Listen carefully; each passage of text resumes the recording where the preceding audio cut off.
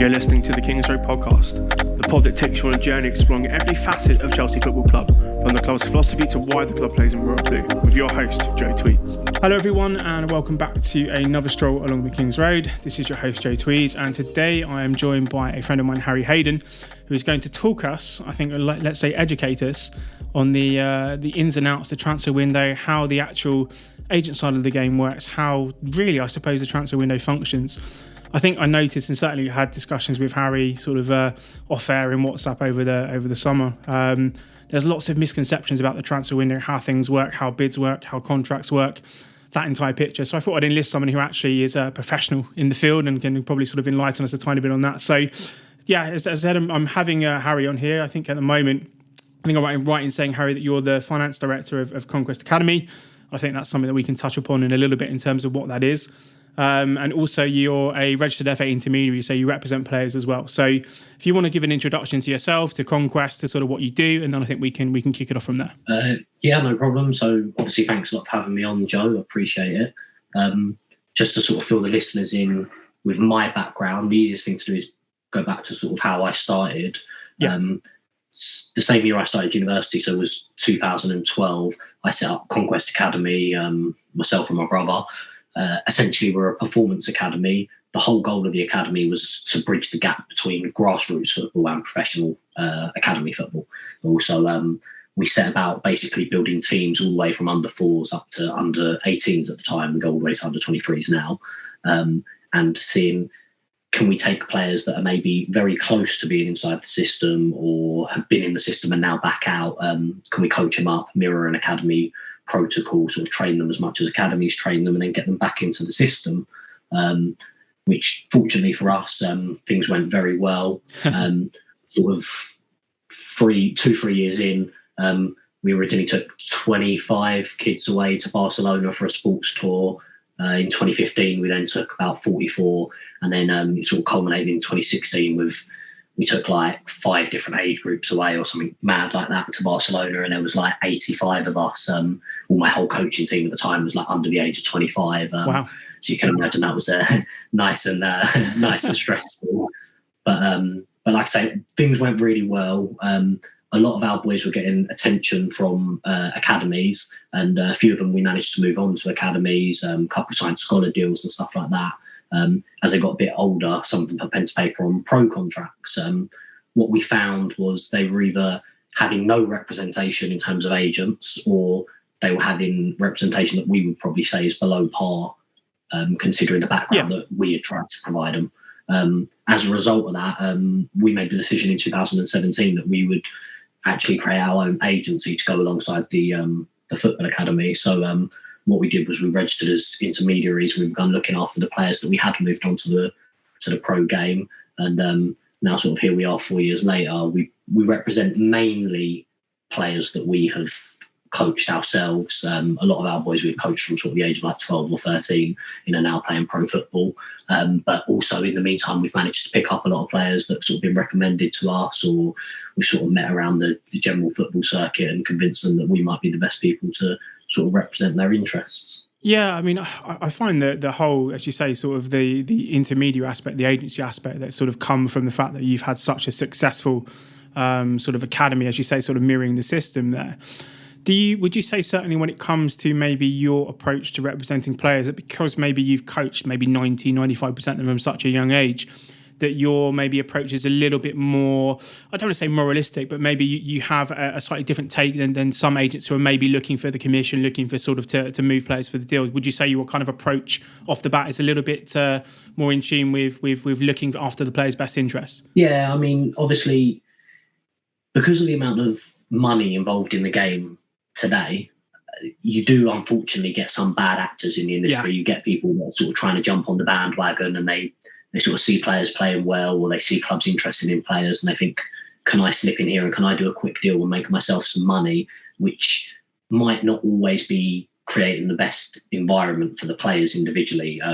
We're fortunate, like you say, in the fact that because we've coached some of these players, I mean, one of my players now plays week in, week out in the Championship. He's 22 years old, and we first coached him at probably the age of 13. So even prior to him signing a professional contract, we knew him for sort of 4 or 5 years. And then we've had him sort of 4 or 5 years since he's been on a pro contract as well. So he knows that we're working in tandem with him and in tandem with his family, because when he first came to us, being only maybe 13 years old or so, most of our contact would have been with either his mother or his father, and that's allowed us to build up a rapport with him and an understanding with him and his family that we're not here for a quick buck. We're not in this industry to try and sort of just jump on the back of someone, make some money and leave.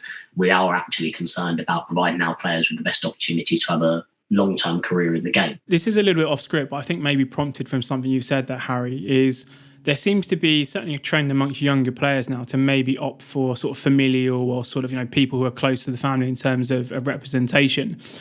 And when it sort of comes to that kind of relationship, I think maybe, as you say, you maybe lose the impartial aspect of being able to step back and actually think of what's best rather than sort of jump into those kind of family instincts.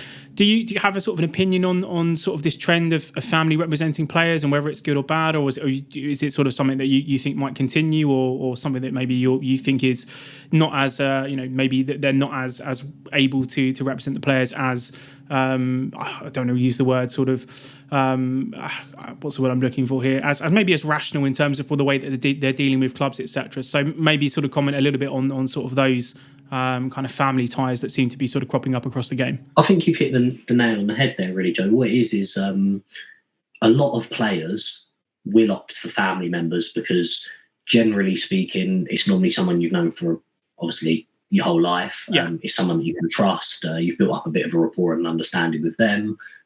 You would assume they've got your best interests at heart. But unfortunately, in practice, again, because of the amount of money involved, it's not a nice thing to say, but families do fall out over money sometimes. And it can get in a situation where, say, for example, if I appoint, my uncle to be my representative, he might see a deal that nets him £5 million that would undoubtedly, I'm sure, net me a very nice financial contract as well, but it might not put me in a position to play football at the highest level for the rest of my career. And there is a conflict of interest there. It's easy to sort of say, oh, my mother, my uncle, my brother, my dad would never do that to me, but unfortunately you do see it on a daily basis.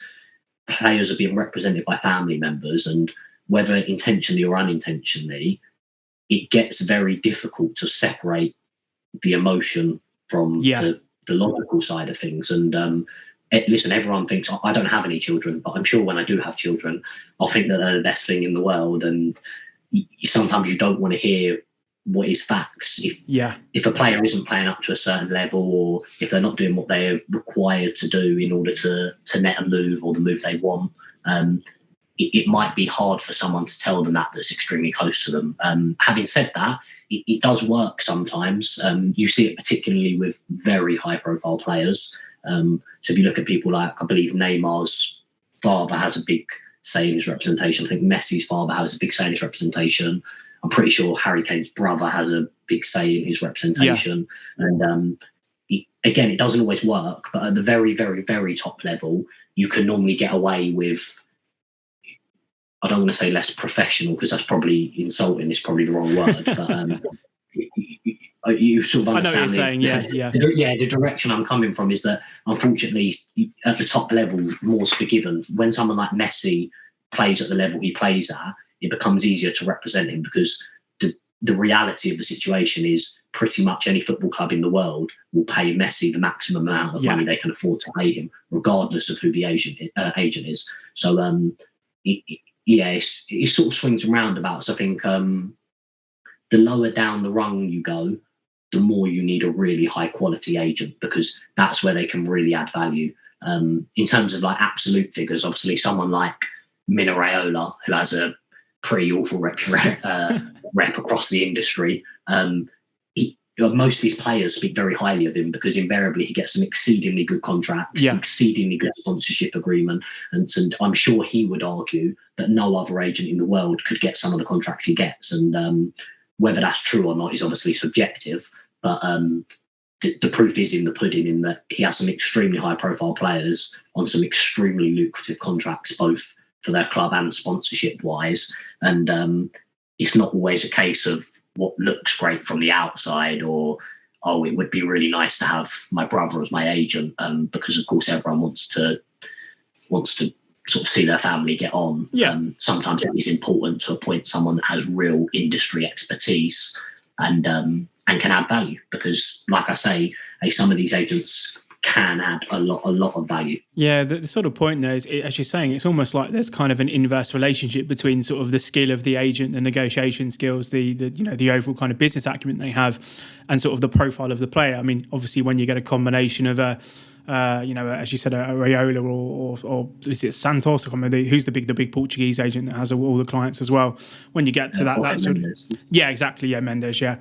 When you get to that sort of level where you have somebody who is both incredibly good at their job but also has the caliber of player where you can sort of demand anything in terms of a contract, then that's where you get sort of the Erling Haaland deal that is sort of looming in the future, where those sorts of enormous figures are coming out in terms of contracts. So yeah, that was really interesting actually. So we'll move back onto script now. So I'm trying to sort of position this for listeners here in terms of a sort of a structure here. We're looking at what I'm calling the sort of foundation of a deal, and I think this point came to me from looking at people were sort of comparing the potential move for Lukaku or for Haaland or whoever it might be at Chelsea with somebody like Jadon Sancho at Manchester United. And, the foundation for the Sancho deal was almost 18 months, almost 2 years in some people's eyes, in terms of that being established. So I think that the first thing or the first sort of question I'd like to ask you, Harry, is sort of like, at what point are you, or in terms of agents, let's say we're looking at the summer window in particular, when are you starting to sort of field inquiries, for players, and when does that sort of feeling out process start for you guys? So this is a bit of an interesting one, because it depends a lot on, strictly speaking, obviously, you shouldn't be pitching your players to other clubs outside of a window period, not even inside a window period, without obviously the club's permission. Obviously, what does happen though is you do speak to other clubs. They're aware of who your players are. They'll be asking you questions about your players, such as, is he playing in this game or that game? Is it worth coming down to watch him? It's sort of general conversations that give you an idea that a club may be interested in a player. And that goes on year round, to be honest with you, Joe. So you're always sort of speaking to clubs, speaking to representatives of clubs, speaking to parent clubs as well, and just getting a feel for what your player's position is at the club he's at currently, what likely his position will be come the window time, and potentially what options would be out there. Like I say, you wouldn't be pitching your player, because that would be obviously against the rules. Yeah. But you would definitely be looking at what options will unfold for your player in the future. And it's a moving market, but it's something that I do think you have to do year round, because things change very quickly. And a club that you speak to this week that maybe isn't looking for a right back, in 2 weeks' time may well be looking for a right back. So there are things that you sort of need to stay on top of, I would say, year round, personally. And in terms of that, as you say, the sort of the changing nature of the market, it could be, someone's got a serious injury, or a player is dissatisfied or out of form, or whatever it might be. Do you think that there are sort of material differences in how you maybe react or sort of liaise with clubs when it comes to the summer and the January window? And I think the reason that I posit that is January always seems to me like it's a little bit either fairly reactionary to sort of what's happening sort of mid part of the season, potentially less analytics or less scouting focus has gone into, you have an enormous amount of time over the summer to sort of get your sort of transfer business concluded. So with January, it feels a little bit more reactionary to me. So are there material differences between the two windows, or would you say it's still fairly similar? It's a similar process that you see sort of entering the January phase? No, I'd say there's definitely material differences between the summer and the January window. The January window is a little bit reactionary generally. You get sort of generally speaking, you get sort of two types of transfers that happen in that time. The first one may be one that didn't quite get done in the summer, but sort of both parties are keen to do, and you sort of revisit it come January time. And then you get the other ones which are a result of injuries and things like that, where it's, we have no choice, we have to buy a centre-back. Which centre-back can we buy? Those ones can be particularly challenging to get through, because it may be a case of, say, for example, you represent a centre-back that plays for, in a top 5 European league, and Manchester City have both their centre-backs get injured. It could very quickly go from, you've got no idea that your players potentially moving somewhere to all of a sudden you've got 14 days to get a deal done or 28 days to get a deal done to get this player to move to a new country, adjust to a new lifestyle, adjust to a new culture. Because I think that's one thing that people don't appreciate about the advantages of the summer transfer versus a January transfer, particularly with international transfers, is that you're not just moving, you're not picking up and moving down the road. If I've got a job in London and I work in, I don't know, the city, and then I'm moving to the West End, for example, it's probably not as dramatic as if I'm picking a player up out of Seville and dropping them into Manchester. That can be quite a culture shock. Obviously, they've got to find housing. They've got to relocate their families at times. They need to get themselves vehicles. Do you know what I mean? They need to. Some of them need to learn the language.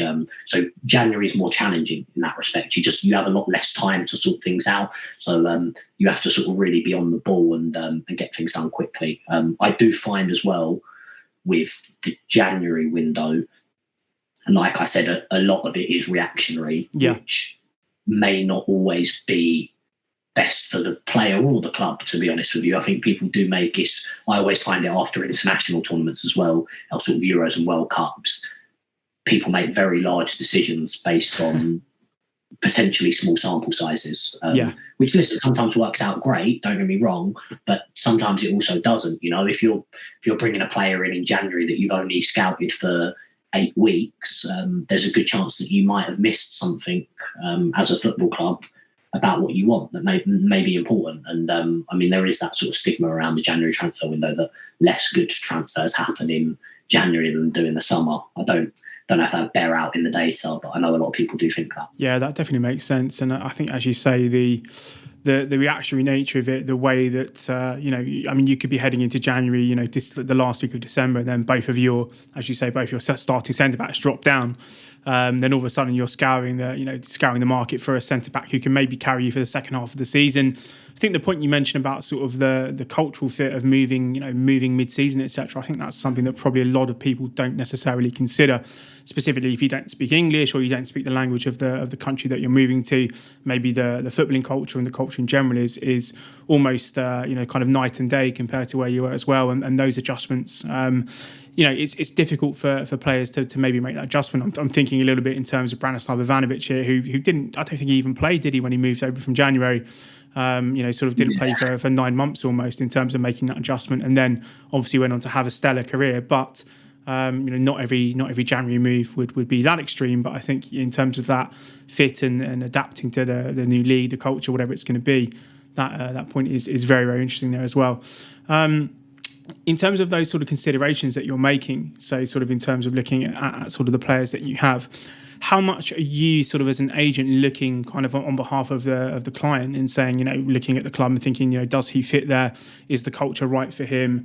Is it going to be a loan? Is it going to be permanent? What sort of considerations are you making? Almost sort of, scanning the club in a way that they would be the player as well. Yeah, that's an interesting one actually, because I do think this probably isn't the same for all agents and all agencies. Yeah. Me personally as an agent and us as an agency, we really, like, the fit for us is massive. I think a lot of people will tell you it's massive for them, but based on some of the moves they make, you would imagine it maybe isn't the top of their list.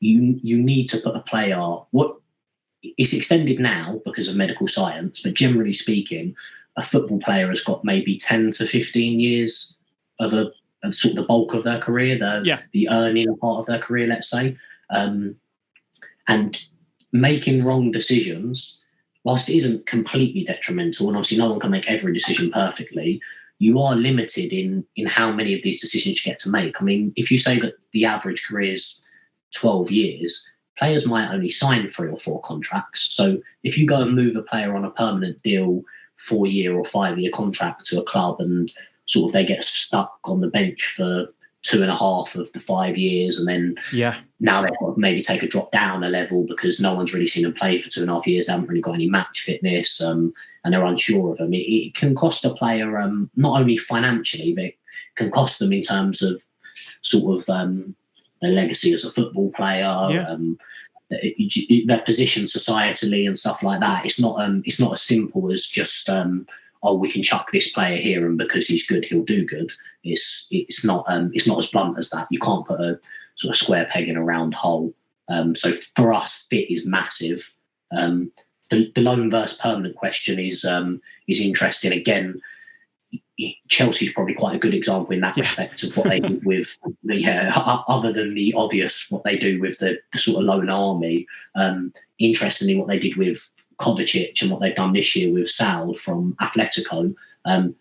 Even senior players, taking them sometimes for a year on loan with an option to buy or an obligation to buy and things like that is an interesting potential step, because it gives both you and the player a bit of flexibility. But I think, generally speaking, you have to look at the player, the age of the player, sort of where they're at in their life. So if you've got a very young player, chances are you can probably be a little bit more flexible. You can send them out on loans, and you can maybe send them to more, let's say, maybe more obscure locations, because they're probably quite happy to relocate short term and stuff like that. Whereas if you've got an older player, one with a little bit more experience, they're probably going to be less inclined to sort of move halfway across the country, relocate their families, things like that. They're probably more likely to have a wife, children.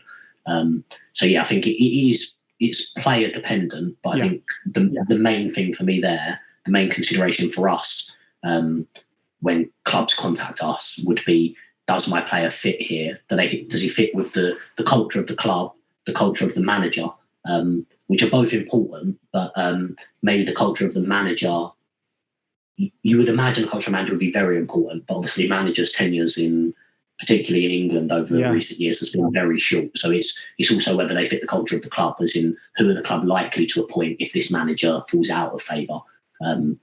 That's the sort of thing you want to look at as well. I mean, some clubs are known for always appointing managers that are sort of going to dominate possession and play a certain type of way, whereas other clubs are maybe known for just appointing managers that will get the job done regardless. And you need to understand whether or not your player is going to fit that system. Yeah, that last point is really interesting, Harry, because I think I've been quite vocal that Chelsea, I think at times have often just sort of kind of moulded themselves around the manager's identity. So whoever the sort of incumbent person is in charge, I think at times that has probably led us to have a fairly disjointed squad. You know, if you were trying to build a squad to play a certain style of football, I even think sort of presently in terms of who we have at the club, you kind of have this hybrid of players who maybe want to play like a 4-3-3, guys who are comfortable in a back three, etc.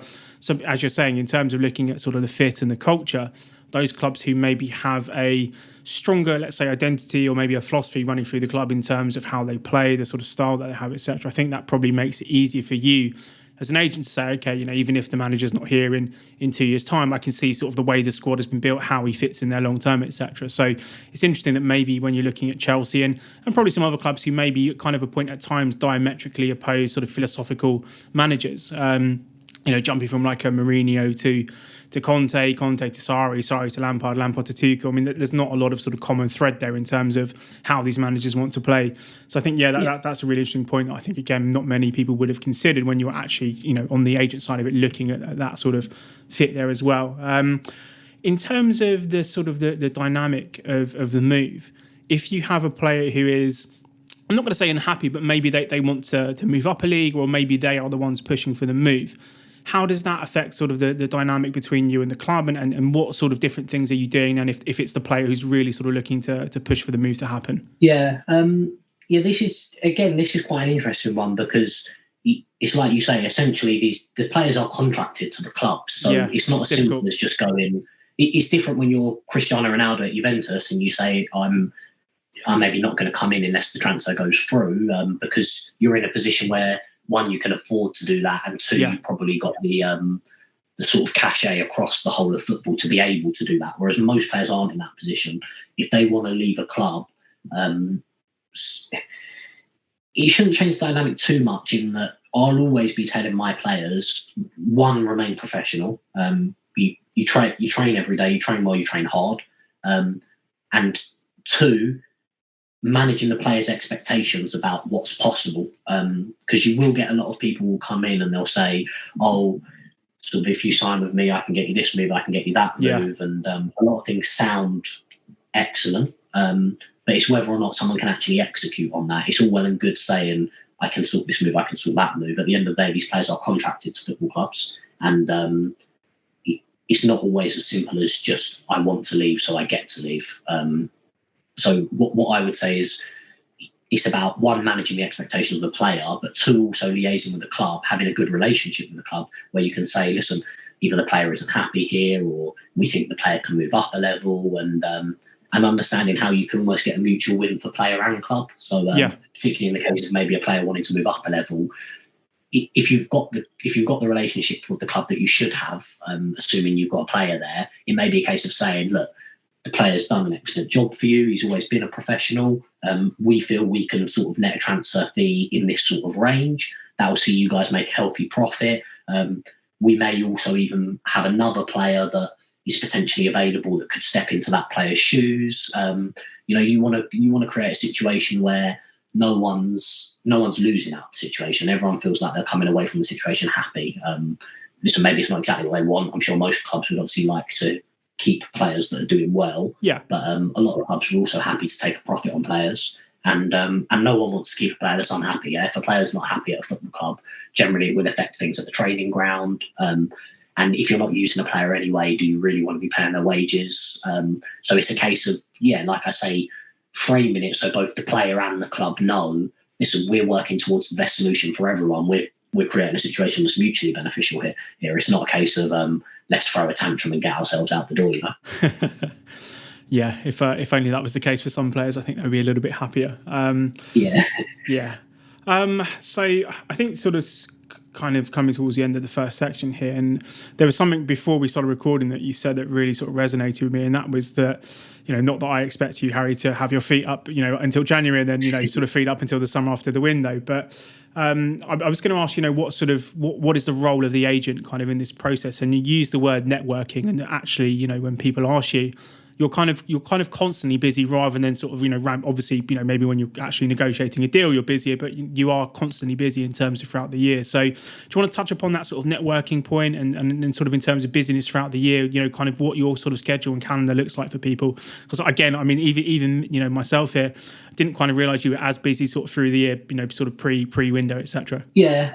Well, it's sort of two faceted on that front. You've got one front is like I was saying to you off air, the networking with the actual football clubs and the executives at the football clubs.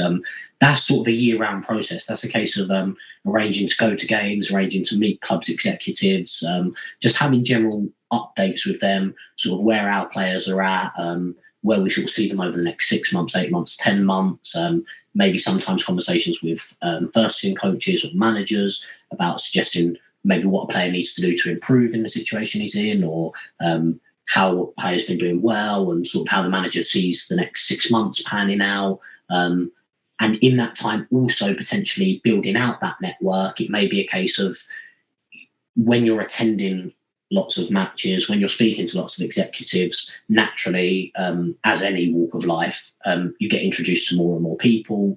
You end up meeting executives at other clubs that maybe you didn't know previously. I haven't actually this year, but like I say, my brother, who's my partner, has. We try to get away when you can if there's international fixtures on, because it gives you a chance to network with maybe international clubs in Europe that you maybe not have known. It gets you eyes on players that you maybe don't see on a weekly basis. That's sort of that part of the game. That's basically just maintaining relationships. And then the other part of the game, which I think maybe people don't appreciate as much, is actually looking after the players, because everyone sort of takes a view of an agent that they handle their deals or they handle their contract negotiations, which of course we do, but we also handle a lot of other items in players' lives. When they're looking for, if they're buying a house, we may help them with mortgage applications. We may put them in touch with the correct type of lenders. We maybe give them advice on investments. We might give them advices on vehicles that they're choosing to drive, maybe not choosing to drive. We might, if they're decorating their house, it may be a case of even really small things, arranging interior designers for them. Maybe players are going on holiday during international breaks. For example, a lot of championship players won't go away for international breaks because most of the international teams we made are for Premier League players. Yeah. They may go away for a few days, which is obviously less likely during COVID, but it has happened. And it might be a case of, where's good for them though? Can we help them book a holiday? Can we put in touch with someone that can book them a holiday? Things like that. And it's the role of an agent is much wider than just, or in our case anyway, I'm sure some agents act differently, but we like our package to be very inclusive. We like players to understand that we're here as almost like we're here as a lifestyle mentor off the pitch. We're not only here to negotiate your contracts. We don't walk in with this sort of cold and detached view of, let's sit down, do a contract deal, get paid and walk out. We really do want to look after our players. We want to make sure our players are, holistically speaking, in a good position, not just on the football pitch. We want them off the pitch to be financially responsible, all sort of have great financial understanding. We want them to enjoy themselves. We want them to be in a great position mentally, and things like that. So that a lot of that takes up a lot of time every day, especially when you start building out a bigger roster of players. You do have to spend a lot of time making sure that you're attending to these players and making sure you're meeting their expectations about what you promised them when they originally signed with you. So if anyone wants Harry to represent them in the future, son, daughter, whoever it might be, send me a DM and I'll take a small commission on the introductory fee there. But it's definitely interesting to see, certainly, kind of your approach versus, I know other agents and intermediaries who work at different agencies as well, and I don't think they're anywhere near as kind of in touch or as you say, I don't know if care is the right word there, but I think, as you say, that sort of holistic way that you look at a player's life, small things, I mean, even, day-to-day stuff, as you say, filling out mortgage applications and stuff like that. You want them to focus on their football first and foremost, and being able to offer an agency service that obviously goes well beyond, as you say, just negotiating deals and making sure the financial side of things are fine, definitely seems sort of an approach that I wish, I would hope that certainly more agents take in the future. I appreciate that. Yeah. So that commission's in the post, so don't worry about that.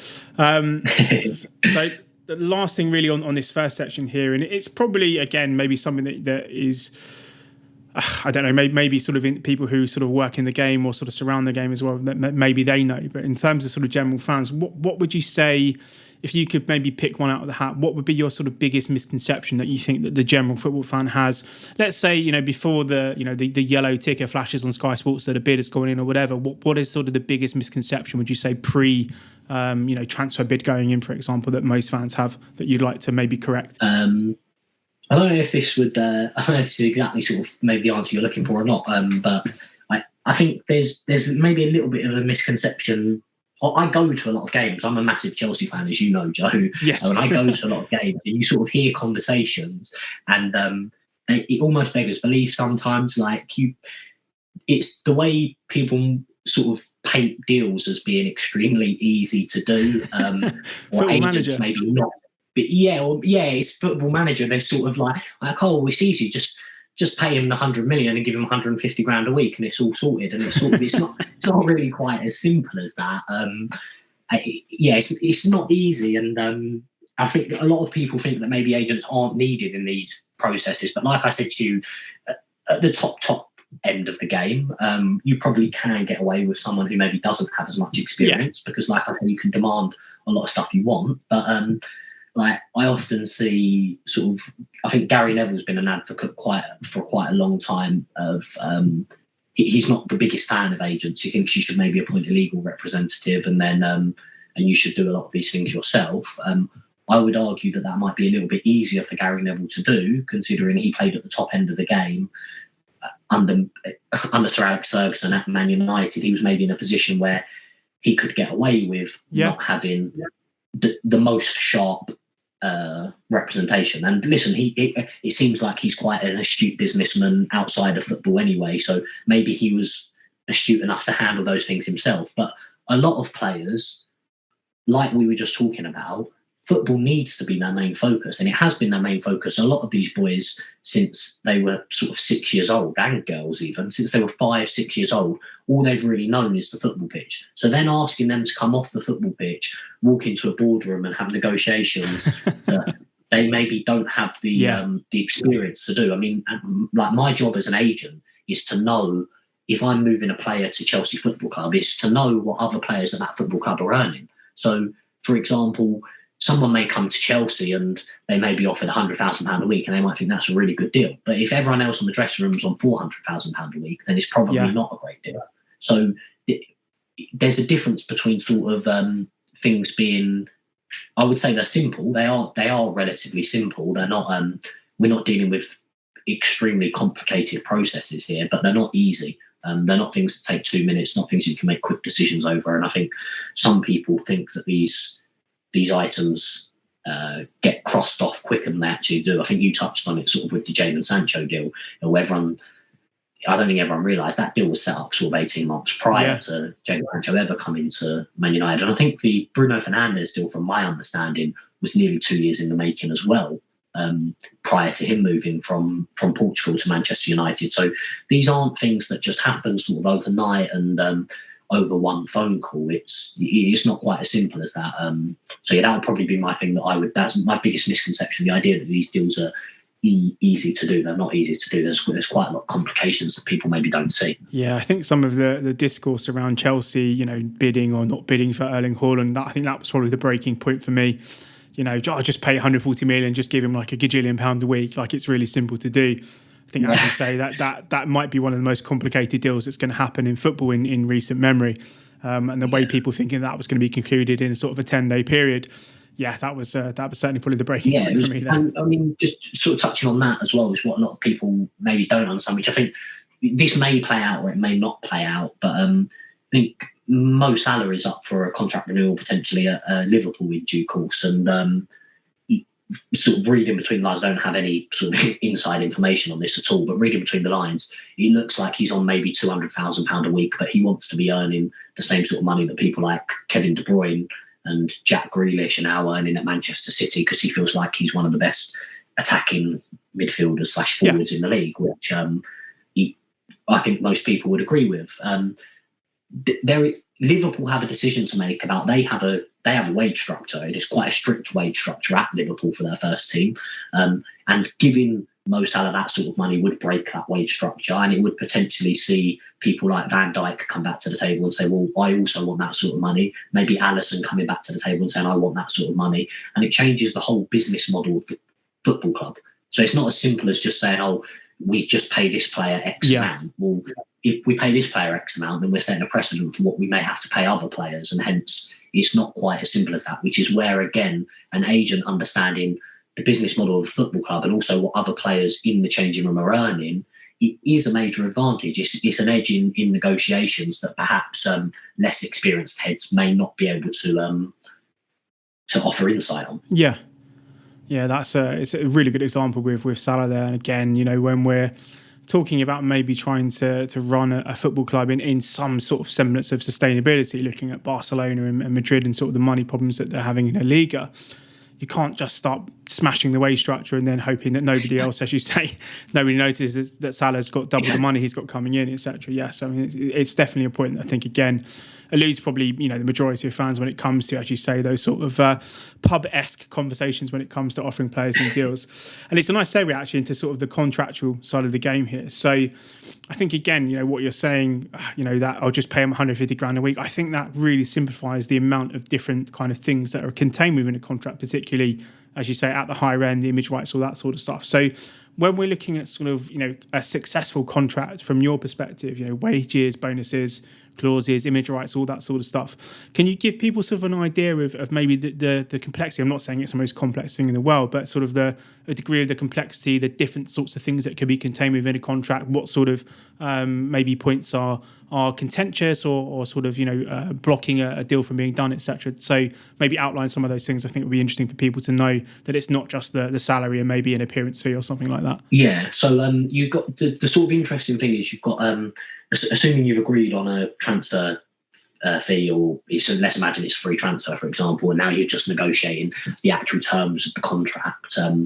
This is where potentially an agent can add a lot of value, and also things can get quite interesting because they can be constructed however you like them to be constructed.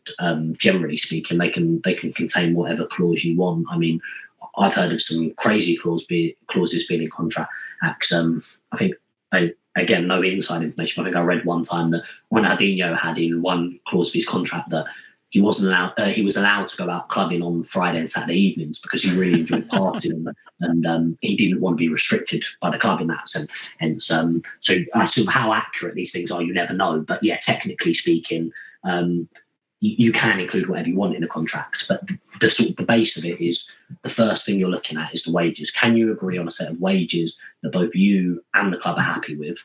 Most people, again, will say things like, I'll just pay him £150,000 a week, without realising that if we sign a player on a 5-year contract, you'll likely want increases over a 5-year contract. You might want £150,000 a week in the first year, but by year 5, you might want to be on £200,000 a week. So now it's a case of how much are you willing to pay my player in the 2020-21 season, 21-22 season, 23-24 season, 24-25 season, and so on. So now we're not talking about negotiating wages for weeks in 1 year. We're talking about negotiating wages for weeks in potentially 5 years. Obviously, from a player's perspective, you want an increase. Us as agents, generally speaking, we will want our player to get an increase in their wages over the years. Bonuses are an interesting one because you used to have a bit more flexibility with bonuses. You used to be able to include a lot of bonuses, and clubs would be quite happy to negotiate on them. Some clubs have taken the view now that you have a collective bonus agreement. They're agreed between the chief executive and the captain of the dressing room, normally at the beginning of the season, and it will be a sheet that essentially says you get £250 an appearance, you get, I don't know, £5,000 if you're in the League Two team of the season, you get £1 million if you win the Ballon d'Or, etc., etc. And these things are negotiated at the, like I said, at the beginning of the season, normally with the captain. Some of the more individual ones might be separate, what we would put in a contract, like if you win a Ballon d'Or.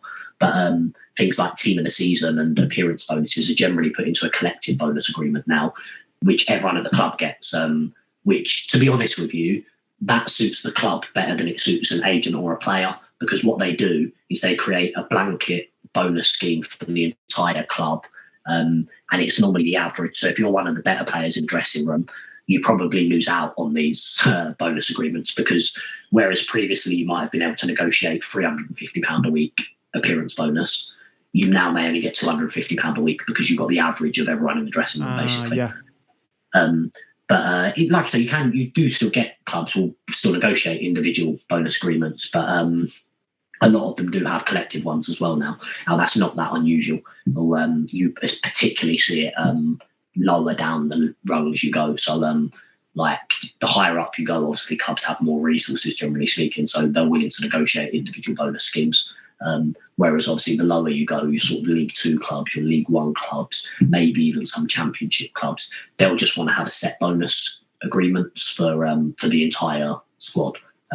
Which is, listen, it's nice because you know at the beginning of the season, you know coming into what your player's getting, but it's also frustrating because if you feel like you're a good negotiator, you may feel like you could potentially get more for your player. If the clubs do have a bonus agreement, sometimes they'll break it, sometimes they won't. Obviously, I wouldn't be able to say which clubs would and wouldn't, because you wouldn't be very popular. But yeah, like I say, some clubs would break that, and it depends on the player. In terms of clauses, you're looking at like you've got a few options. We're quite clause heavy in our contracts, to be honest with you. Practically all our contracts we negotiate. We strongly back our players. We generally only take on players that we feel will have long careers in the game, players that we think are potentially undervalued assets. A lot of them, like I say, are players that we've coached from a very young age. So we maybe have a bit of asymmetric information. We understand something about the players that maybe the club doesn't understand yet. So we do want clauses like, if my player plays 30 fixtures, they get a £500 a week increase on their wages. They get a £2,000 increase on their wages. They get a £5,000 increase on their wages. You know, it's these are all things that we really like to have in our contracts. Yeah, if you play this amount of games, if you get sort of this amount of clean sheets, if you score this amount of goals, or if you're top goal scorer for the league, stuff like that. The individual stuff, like I said, if you get nominated for the Ballon d'Or, or maybe you get a bonus. If you win the Ballon d'Or, obviously you get a very large bonus. We're quite clause heavy on our contracts. Like I say, we normally back out there, so we feel like we've we should be clause heavy on ours. And then sort of the last sort of main thing that you sort of would come down to in contracts is image rights. This is more for the top end of the game. To be quite honest with you, you don't normally see this with lower level players, except in extreme circumstances. And by extreme circumstances, I would say maybe a youth player that was extremely highly rated that maybe had to drop down levels for either injury reasons, attitude reasons, other things. They may have separate image right advantages that other players don't have. So it may be beneficial to negotiate some image rights clauses. And then obviously other players, I'm trying to think of the best example would probably be Christian Pulisic actually at Chelsea. His image rights are probably worth a lot more than some players that are maybe thought of more highly than him in terms of the global ability. He's obviously part American. America's got 300 million people in it. If you can become the face of American football in a big way, the potential ramifications of that image rights wise are absolutely like mammoth. So despite there may be players in, say for example, someone like maybe N'Golo Kante at Chelsea, who's a little bit more reserved, and there's a lot of very highly rated French footballers. He may not be able to dictate the same sort of sponsorship agreements and image rights, etc. that someone like Christian Pulisic could because of his nationality. So there's sort of the main facets of your contract negotiations. Yeah. The one thing that I wanted to touch on here, because I saw a lot of Chelsea fans getting quite giddy over these in the summer, was the sort of the rise of the buyback clause, sort of this newfangled way of getting around loan, the sort of new loan rules that are coming in here. So I know that they maybe haven't necessarily been as popular, sort of in the UK, and I think they've been used by Spanish clubs fairly recently, Morata, I think, and a few other players, etc. But what's your sort of take on the sort of the buyback option? Do you think they're worth the paper they're printed on? Is it to do with sort of the player's relationship with the club that sold them? What's sort of the worth of these, and do you think that in the future these are going to become sort of the I suppose the default alternative to sending a player on loan? It's like you say, Spanish clubs have loved them in recent years. I mean, I think Alderweireld, when he went on loan from, I think it was Atletico Madrid maybe to Southampton, I think he had a buyback clause, and then he ended up, though Tottenham bid on him, so I think Atletico negotiated a release from the buyback clause, or the obligation to buy. And then you've got sort of, like you say, Morata was obviously sort of the big high-profile one. I think Gerard Deulofeu as well had one, maybe with Everton and Barcelona. I quite like them, to be honest with you, Joe. I think there's a lot of win-wins in buyback clauses. Obviously, the selling club get a transfer fee for the player, which is probably for a player that's not playing that often at the minute. Obviously, allows them to maybe show better picture in terms of financial fair play on their books for that year, especially if they book the entire transfer fee that first year, which they probably would with a smaller transfer. The buying club, obviously, they can probably buy the player for less money than what the player is actually worth. So if you take someone like Mark Guehi, who's gone to Crystal Palace from Chelsea, I believe that it's been reported that there may be a buyback clause in that contract. Chelsea probably agreed a lower deal with Crystal Palace for him based on the fact that they knew they could buy him back at a potentially reduced rate in future years. Because they're negotiating the figure now, he could potentially end up becoming, I don't know, a £40 million player when the buyback clause may only be £15 million, for example. Which is obviously good for the buying club. And then obviously the player, it helps the player because they're likely to go if they're getting bought by someone, they're likely going somewhere where they're going to play regular football. Yeah.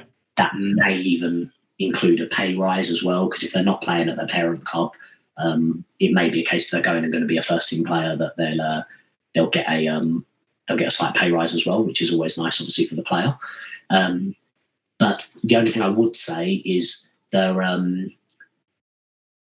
normally steeped in sort of legal jargon in that the selling club can't buy back in this year, but they can buy back in that year, or they can't buy back for 2 seasons, or they have to buy back within 1 season.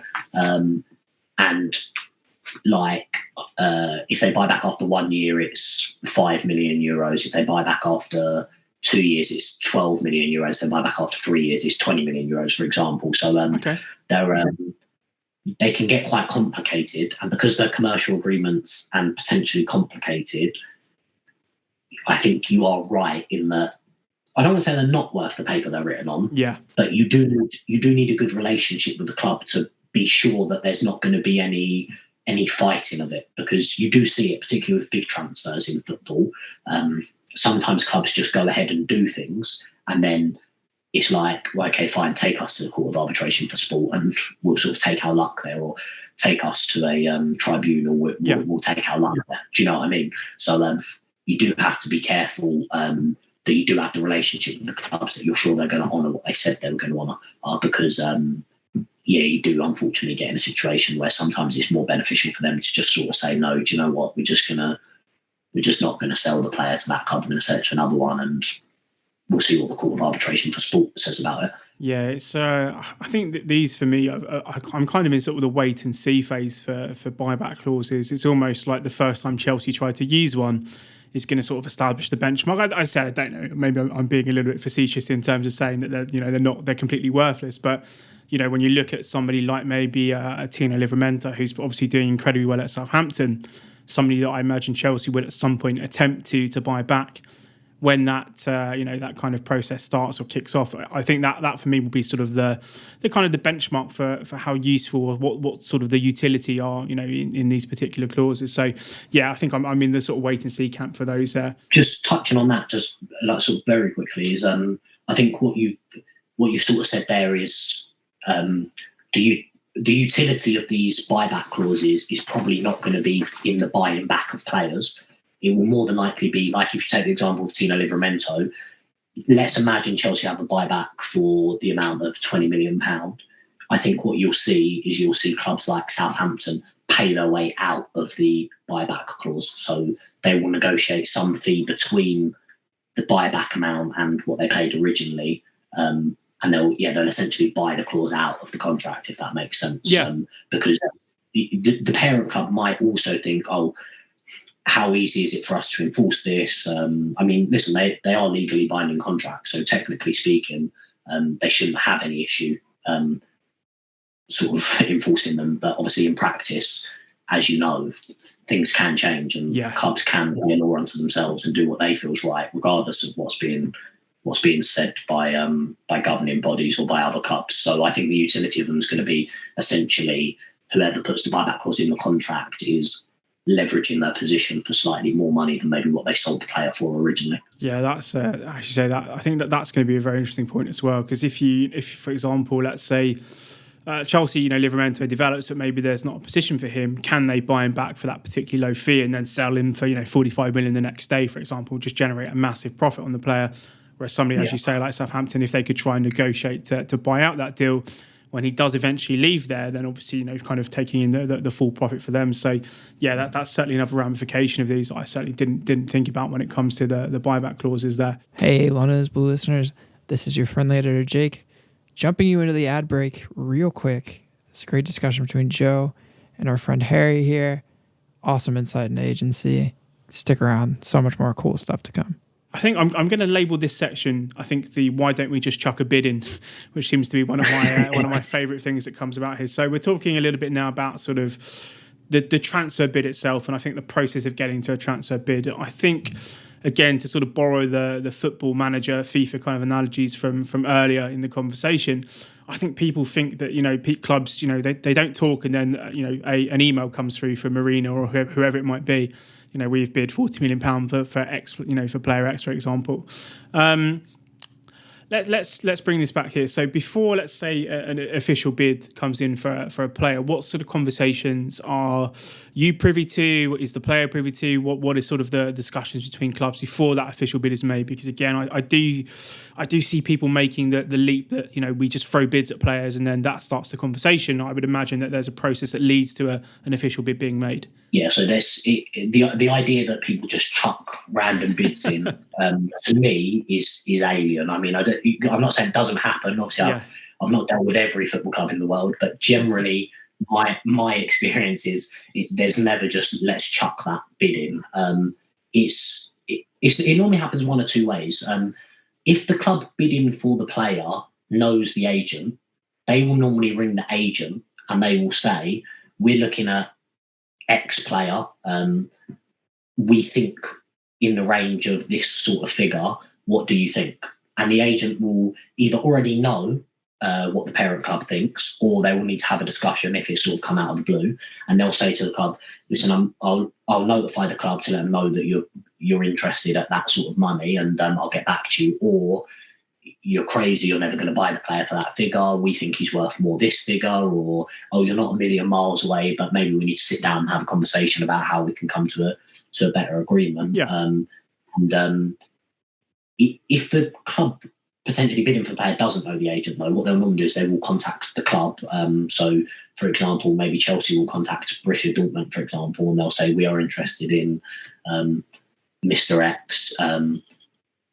We'd like to speak to him.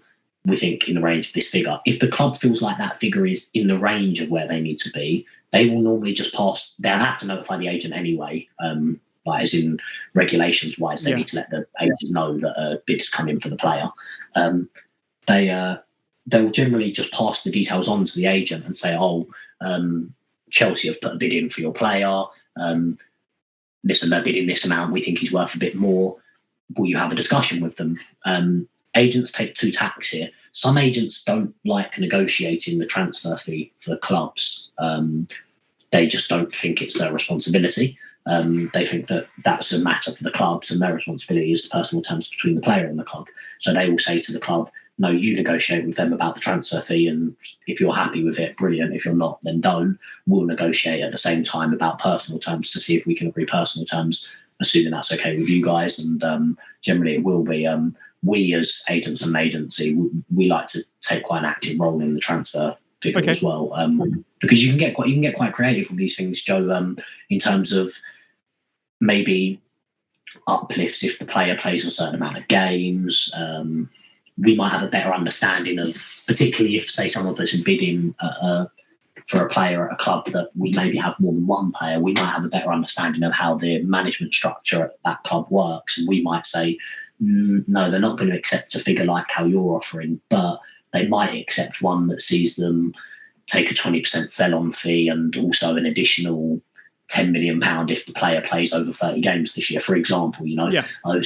So we feel like we can add value in that respect. So we like to take quite an active role there. But I do know of agents that won't really get involved in the transfer fee. They will just say, "Yeah, that's a matter for club and club." So yes, you're sort of two-fronted there. But the idea that people just throw speculative bids in is a bit crazy. It's not really like that. Most clubs know roughly how much they want to sell a player for. Yeah. And I feel like if you're a good agent, you should have a pretty solid grasp over what your players are worth to their parent club. Not necessarily what they're worth to the market, what they're worth to the parent club, because at the end of the day, it's the parent club that has to approve the bid. So and then it's a case of understanding and sort of, like I mentioned, throughout transfer windows and stuff, you'll be speaking to clubs and stuff, and they should have a good idea of what you expect of your players, how much clubs might be willing to take for your players and things like that, Yeah, I mean, yeah, it definitely makes a lot of sense there, Harry. And I think that the phrase that I see thrown about a lot is, "Why don't we just make a speculative bid?"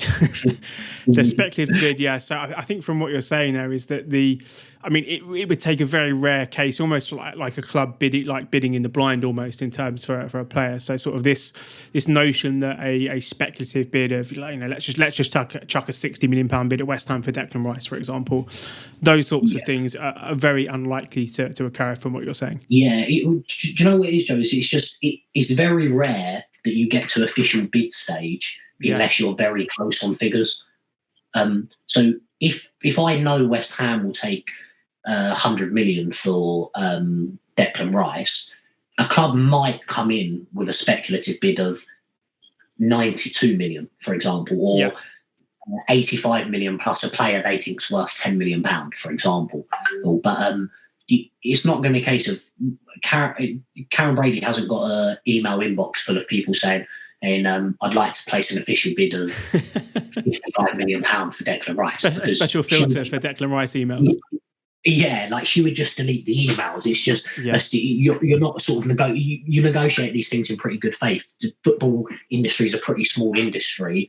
These are probably people you're going to have to deal with on more than one occasion. So you don't sort of you don't want to upset anyone, but you want a good working relationship with these people. If I deal with West Ham, I'm hoping that I'm going to be dealing with them many times in the future. Yeah. So I don't want a situation where I'm just sort of throwing bids at someone that are nowhere near what I know they think the player's worth. I definitely think you would put a bid in if you thought that the club might take it. So if they want £90 million for a player and you thought they might take £78 million, I think that's a perfectly reasonable formal bid to place. And the advantage of that is sometimes when a club doesn't want to let a player go. So, for example, the Harry Kane saga in the summer, where it appeared like maybe Tottenham didn't want to let him go for less than their fee, Man City may have tabled some formal bids below what Tottenham were asking for, because it puts pressure on Tottenham to open a dialogue with Harry Kane and his agent about, we have had a formal bid come in of this amount. But the idea that it would be significantly below what a club would want is pretty rare in my experience, because it's just pointless, really. So let's say we're at the point now where you have potentially agreed, you've agreed with a club, you've sort of agreed terms, sort of individual terms on the player basis here. What is the scope, or is there scope, or is there something that tends to happen, or is there a kind of, I suppose, a possibility for this to happen? But sort of in terms of like last minute deviations, let's say something to do with medical, or a club maybe going back on something that's been agreed. What is sort of the process around that? And is that something you've experienced or heard about? Or I'm thinking a little bit to do with the reported kind of Monchi and Jules Koundé, accepting a bid and then going back on it, stuff that was happening over the summer. How I suppose, how rare is that, and what sort of scenarios would lead to something like that happening? You've covered the 2 fronts there. You've got 2 sort of scopes for last minute deviations. You've got either your medical or someone actually sort of going back on terms that you've agreed.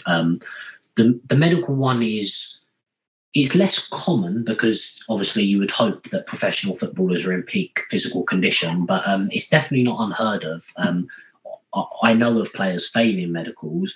I also know of clubs ignoring players failing medicals, which is of course their prerogative, but that's not that unusual. Sometimes players have underlying conditions. I think Loic Remy springs to mind. I think he had a heart condition of some kind. Yeah, I remember that. It would always show up on every medical, and then it was club dependent whether you wanted to ignore that or not. You've got the information in front of you, and if you don't think that's something that's going to dramatically alter his ability to play for your club, medically speaking, it's relevant, but it might be irrelevant to him being able to play professional football on a weekly basis, So I think it's less rare that you deviate away last minute for medical terms, but going back on agreed terms happens. I don't want to say often, but it definitely happens. There was a really funny example in the summer. Paul Conway, the guy that owns Barnsley Football Club, he did an interview with Barnsley. They had a player that they had a signed transfer agreement with from his parent club to Barnsley. They had agreed personal terms, but they hadn't signed them. They'd done the medical was completed, and the player was scheduled to do his media interviews before signing the contract. The player went out to his car and just drove off. And, everyone was like, "Where's he gone?" And basically just got in his car and left. He had just decided, "No, I'm not going to Barnsley." You can look this up. It was literally in the summer that Paul gave this interview to to explain these things. But you do get crazy situations like that. Players decide that sometimes someone's whispered in their ears that they can maybe get them better terms or get them a different deal, and they just basically go back on an agreement. But clubs do it as well. To be honest with you, sometimes club officials say things. Like they may say to you, we'd sign this player under these terms, and then sort of things go a bit slow, and then all of a sudden, actually, maybe we can't quite do that deal. We can maybe offer this deal, or we could revisit it in a few months and things like that, which is, in my opinion, like grossly inappropriate. A lot of clubs don't act like that. You do get clubs that are particularly good in the fact that they stand on what they say. There's some club officials you can speak to. You can have an agreement with them on the phone, and you can literally get off the phone and ring the player and explain the whole deal to them, because you know nothing's going to change between the conversation and contract process. Because one, you have that relationship with them, and two, they have that reputation as being extremely good faith actors. But like I say, other clubs, I would maybe have a conversation with and get off the phone with, and I would maybe be a bit more vague with the player in terms of the exact deals until we had some form of paperwork, or I would say to them that this is what we've discussed in principle. When the paperwork arrives, I'll send it over to you, though, because it's football and things change quickly, which they do. People pull out of deals and sort of change terms and alter things very, very quickly. So I do think that's it's important to note that until you've put pen to paper, nothing's done. Something popped up then when you were talking, and I think this is probably a little bit of a nod to the kind of the, let's say, the burgeoning in the know culture. You know, people that are obsessed with wanting to be the first to report transfer news or find out transfer news, etc. And what you said there, I think, hopefully puts that into a little bit of context. That I imagine you've seen deals go to what you would consider to be like the 99th percent, kind of stage, and still not get pushed over the line. So I think when it comes to, let's say, maybe the relationship that an agent potentially has with, let's say, somebody in the media, somebody like Matt Law is incredibly well connected at Chelsea, for example. How much would you be, I'm not saying you, but in terms of industry, how much are you sort of using them to maybe push news or to sort of convey rumours and things like of that nature? And how much would you say in terms of, let's say, a confidence level in terms of a deal, would you be quite happy to maybe start spreading that amongst people in terms of contacts? Does the deal have to be signed and done, or are you happy to sort of push it out at 90%? I'm curious, because I think at the moment we saw a few people jump the gun in the summer in Chelsea and other circles as well for different clubs, where they've obviously heard some rumours from friends or whatever it might be, and things never get done, and then sort of the reputation is in tatters, all that sort of stuff. So in terms of, let's say, maybe frame it a bit simpler, in terms of relationship with the media as an agent, how would you try to use them, or how would you use them in terms of your relationship with players and contracts and negotiation, things of that nature? I think I would say two things there, Joe, because you touched on a really good point, is that this sort of in the know culture, in a way, I feel sorry for some journalists, because what happens is they report on news that they've been given, and that news can change, and it could, two things can be true. It can be true at the time they reported it, and it can then not happen. So sort of some people then go back to them and sort of say, "Oh, you said this deal was done, or you said it was 90% done, or whatever." That could easily be true. It could have been 90% done, and some agents are willing to release information earlier than other agents. It depends on the club and the player.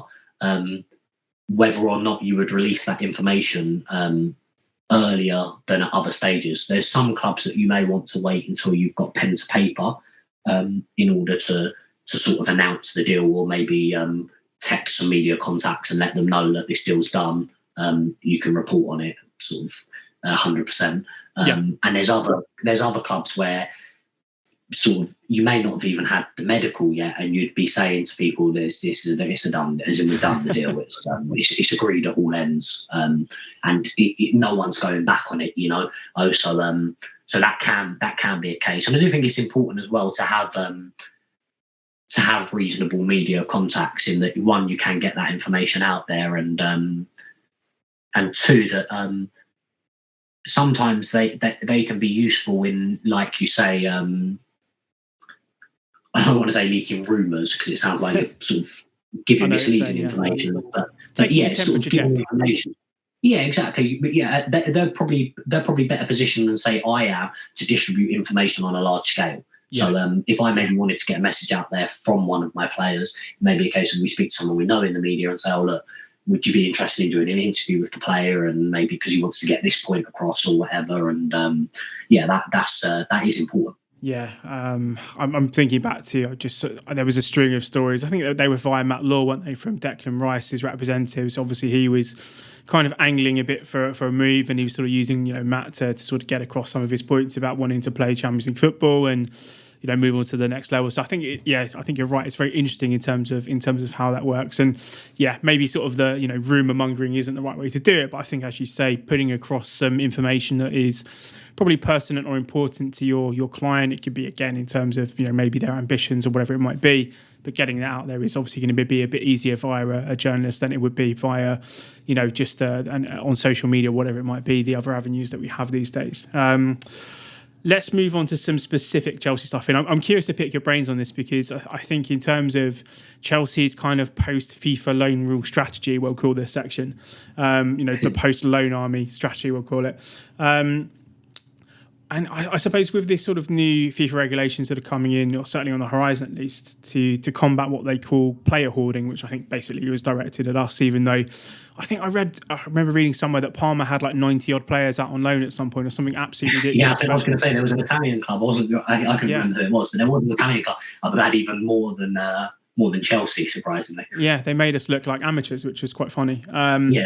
But I suppose so. So with these regulations coming in, if you were to look at, let's say, more of a kind of your corporate hat on here, what would your strategy be in terms of player development? Would it be to sort of utilise the buybacks, which seems to be a little bit the sort of pathway that Chelsea are going down, and maybe you keep your loans for players like, let's say, someone like Conor Gallagher, who you maybe have a bit more, I don't want to say more faith in, but maybe you're a little bit more certain that he has a direct route to come and compete at Chelsea. So what is sort of this post-FIFA kind of, I don't call it an apocalyptic sort of state for Chelsea, but obviously it's a huge departure from how we've done business over the past couple of years.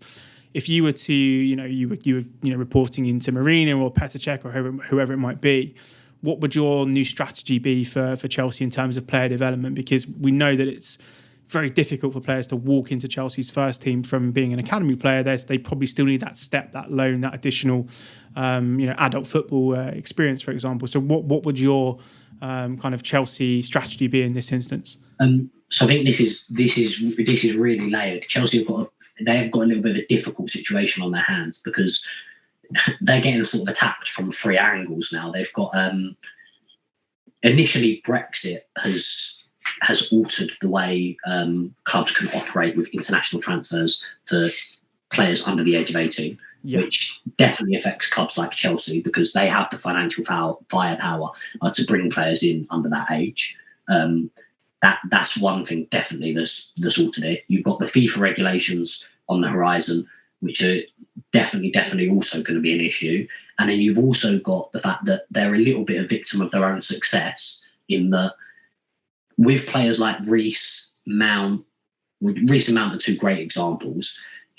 Reece James playing right back in partnership with ahead of Azpilicueta has probably had some impact on the fact that Tarek Lamptey went to Brighton and Tino Livramento went to Southampton, because you look at it and you go, with Reece being sort of 21 years old, how you could potentially be stuck behind him for the next 10 or 12 years. Yeah. Mason Mount, if you're an attacking midfielder, you look at players like maybe Louis Bate.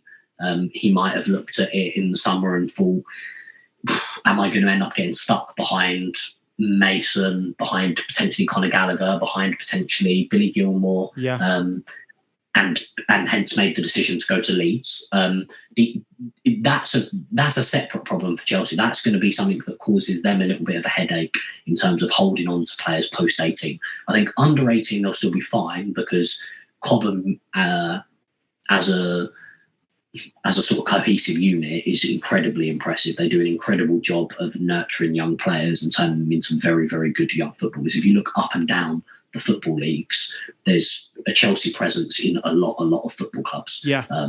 they do a great job. I know a lot of people say, oh, they did, but prior to sort of Lampard coming in and your Mounts and your Reece Jameses, a lot of people were saying, oh, but do any of them play for Chelsea? A lot of them didn't, but a lot of them played very high level football for other football clubs. So they're definitely doing a good job there. So I think below 18 they'll be fine, but post 18 they'll be fighting a battle to hold on to these players in that respect. So I think they're going to have to go down one of two routes. Either the buyback route, where they sell a player, book a profit, and maybe buy them back in a few years' time, if that's financially viable and if the player's good enough, which is what you might see with players like, say, Tino Angerin, who's ended up out in Moscow, who's obviously very, very highly rated in the Chelsea corridors. And that move feels a lot like it's one where you feel the player could come back. I don't see him spending the rest of his career in Moscow. So that's definitely one where I think they did that deal with that in mind. But their other option is maybe doing something like what essentially Man City have done, and which like the owners of Barnsley Football Club have done, where you start building a group of football clubs. You obviously can't own clubs in the same competitions because for obvious match fixing reasons, but maybe buying other football clubs in other leagues that you don't play against, in order to then sell these players to those clubs, develop them there, and you're obviously going to have the inside track on buying these players back. Whether or not FIFA would take a dim view of that is sort of by the by. If you own both football clubs or you own some part of multiple football clubs, it's obviously going to be easier for you to negotiate a deal to buy a player back. So they're your two main options. I can't imagine Chelsea going down the route of buying other football clubs, to be quite honest with you. So I think they're going to have to lean on the buyback model. I think they're going to have essentially no choice. That I mean, they're aided by the fact that they are, well, I think in recent years they're the best academy in world football. I mean, it's proven out over the last 10, 15 years that they've got an incredible track record. But so they're aided in the fact that players won't avoid them at younger ages. But like I said, post 18, I think there's going to be a lot of battles to hold on to players and negotiate buyback clauses and ensure that you can still get access to these players as they get older and they develop, because more and more the regulations are restricting loans, and some players aren't that keen on it anymore, Joe, to be quite honest with you. True. Some players have taken a more dim view of it, and they're quite happy to sort of go out and back themselves. They saw sort of what people like Jadon Sancho did going out to Borussia Dortmund, and they looked at that. And I mean, you look at like sort of Jamal Musiala and people like that out at Bayern Munich, and these players are developing at a rate of knots that's impressive, and there's a lot to be said for that. There is, but I do think the other thing as well, we'll see on touching on the Brexit point I made, is that I think you're going to see a lot more non-league footballers getting opportunities at professional football clubs, because like I said, because you're not going to be able to pick up some players from Europe like you used to be able to. I mean, even if you look at Chelsea at the moment, you've sort of got your Jadon Warehams and people like that popping up in the groups, and so I do think non-league's got a big part to play over the next sort of 3 to 5 years. Talking about non-league, and I know particularly that you and your brother, etc., have a real presence in the Football League in terms of players that you guys look after. I'm just sort of thinking, as you were talking about development there, what would your stance be on introducing sort of permanent B teams in the Football League? Is that something you would be for or against? And I'm thinking both from a Chelsea perspective, but also from your knowledge of somebody who probably knows more about the Football League than most people. So from a Chelsea perspective, I'd be almost desperate to do it. I think under 23s football in this country there's a lot of quality there, but the pace of the games and stuff, which I'm sure you've watched many yourself, doesn't feel real. Doesn't feel like a real game at times. It feels like a very manufactured, similar style. You're not really getting that physical element as well. Yeah, I know what you're saying. Exactly. And also the other problem is a lot of it's not 23s for these top clubs. Like someone like Chelsea this season, they're fielding a lot of 18 and 19-year-olds under 23s groups, because a lot of their players that are sort of 20, 21, 22 years old have already gone out either on permanent or loan deals because they're good enough to play against these sides. So I think from a big club perspective, it would be brilliant, because you would get extra development out of your players that would be very, very high quality. I don't know how much I don't know how much a great view of it clubs in the league pyramid would take, but if it were me personally, I would be quite comfortable with it. I mean, you're getting a lot of high quality players, you're getting eyes on a lot of high quality players. You're going to see a different style, because these academy boys play an incredibly technical and tactical game, which is sometimes less physical than the lower leagues. But it's sort of a win-win in that respect. You'll see these lower league clubs start coming up against very good technical, tactical sides, and there may be advantages to that. There may be coaching advantages to it. There may be player development advantages to it, and it's definitely something that I would be pro, I think. Yeah, I think, it's something that I absolutely would love to see. And I mean, when you really think about what a true Chelsea under-23 team would look like, I mean, I don't know if they could compete in the Championship. I'm thinking, guys like, if you brought back like Gurhey and Gallagher and obviously like Mount and Reece James and people like that. I mean, it would be a pretty, yeah, exactly. Yeah. Tomori, be an absolutely spectacular team in terms of that. So yeah, I think that would be very interesting to see, and maybe in a way gives some players who are possibly on the cusp of leaving a bit more of a route back into sort of Chelsea's first team picture, which I think, again, for me, would be really interesting to see, and certainly something which I like seeing in, when you look at Spain. I think Germany have got a fairly decent setup there as well, but maybe we have a slightly more, or let's say, the Football League has a bit more sort of cultural roots in the UK than maybe it does. Yeah. And Germany's got one or two. Yeah, definitely. Last one really on the post loan army stuff here, and this is again more, I think we've touched on it a tiny bit here in terms of this kind of mini youth exodus that we saw at Chelsea over the summer, and for a variety of reasons. I think, as you say, guys like Tino Livramento and Tariq Lamptey before him, they see Reece James ahead of them in the pecking order, and it's that possibility of you're really going to have to excel and completely outperform him to sort of get ahead of him, and then it's that question of competition for 10, 15 years, whatever it might be. But in terms of sort of, if you were to, let's say, hypothetically be sort of looking after a player who's sort of 17, 18 at Chelsea, let's say that he's a talent, he's like a Tino Mandarin level talent at Chelsea. What sort of advice would you be giving him from sort of an agent standpoint in terms of his development steps? And would it also really depend on how good you believed he could be and how good he currently was, etc.? Yeah, so that last point is definitely important. Is how good do you think this player can be? Yeah. And this is an honest conversation you have to have with your players. Some people think it's like an uncomfortable conversation, but whether people like it or not every player in the world is going to be a Ballon d'Or winner. So just by the law of averages, I'm not going to be representing 20 players that I think are going to win a Ballon d'Or. And my players have to understand that as well. It's important as someone that advises them on a lot of things in their life. They need to understand that I am going to be honest with them. I'm going to tell them what I think. Like I said before, I believe in all my players. I believe they've all got a long-term career in the game. But I sit down with all of them and explain to them where I think that long-term career is. If they exceed my expectations, then credit to them, good luck. But you'd do well to find someone who believes in my players more than I do. Yeah. So for them to exceed my expectations, they would have to do very, very well. Yeah. The difficult thing here is I do like the loan model, particularly for big clubs players, because a youth player at Chelsea is likely paid, say like a 19-year-old at Chelsea is likely paid significantly more money than a lot of players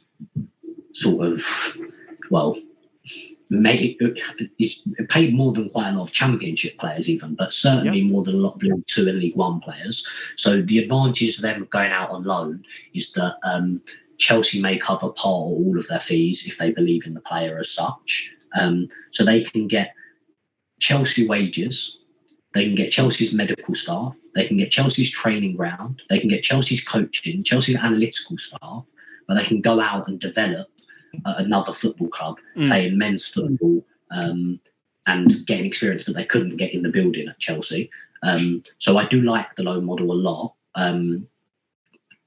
But having said that, you are restricted in which can happen on a transfer as well, but if you go on a loan and it doesn't go very well, like I was mentioning earlier, if you lose a year out of a 12-year career, things can get very sticky very quickly. And now if you lose 2 years, like Lewis Baker, for example, who is still at Chelsea today, and I mean, he must be 26 or 27 years old, I think, Lewis Baker, and he's been on more loans than I could count.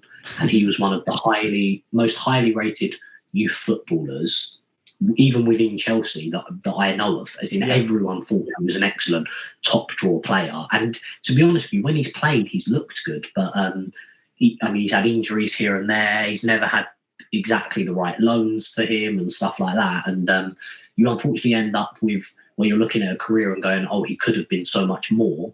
It obviously gets very attractive to stay at Chelsea, because if Chelsea are offering you 4-year contracts, Chelsea don't pay peanuts. I don't think that's uncommon knowledge. So it can be quite attractive to stay as well.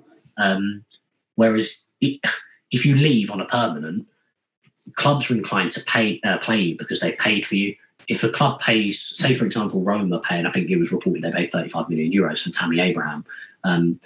It's unlikely he's going to go there and sort of waste away in the reserves, never playing a game, is it? He's likely to get at least an opportunity to start the season, which I'm very happy to see he's gone out there and done well so far. But there is a balancing act. It's sort of how good you think you are, and some players are maybe slightly more confident than other players, and some aren't. In my experience, it doesn't really matter which one you do, as long as your player is playing. You don't, like I say, you don't want to go on loan and not play. You don't want to go on a permanent and not play. So in my experience, if you can get your player out playing, it doesn't matter so much whether it's a loan or a permanent, as long as they're playing. Like, you look at someone like Conor Gallagher, for example.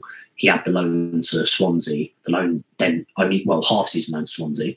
Then he had the half season loan to Charlton, and now he's obviously on loan at Crystal Palace. And he is proving anyone that ever doubted him so far wrong. With all 3 loans, he's been excellent. There would have been no advantage of him going out on a permanent deal, because he's in a great position at Chelsea. He's doing very well for a Premier League football club in Crystal Palace. And come next summer, assuming he carries on this trajectory, he'll have a raft of options at his disposal. Whereas other players, like I just mentioned, say Lewis Baker, who's gone out on loan, didn't do as well. So it's more about whether you can play and play well, to be honest with you. And I don't think the loan v permanent is the crux of the argument. Yeah, that's it's interesting perspective. And I think Baker even scored in that EFL trophy or whatever it's called, the Papa John's, whatever the rebranding happens every single season. But I think he scored in that the other night.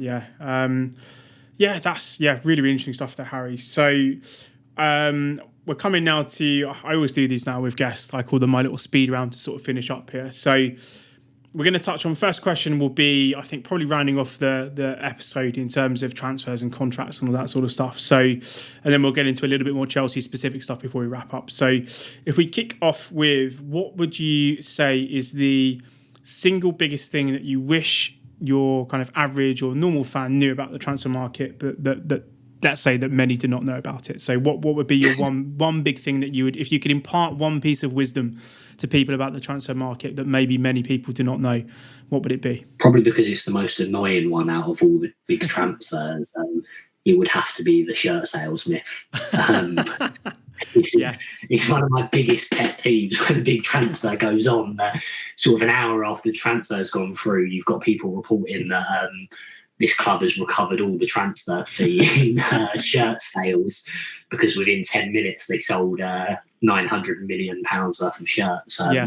It's just big shout out to Jake Cohen on this one. He's obviously a Chelsea fan. I'm sure you follow him. He's probably the biggest advocate for dispelling this myth.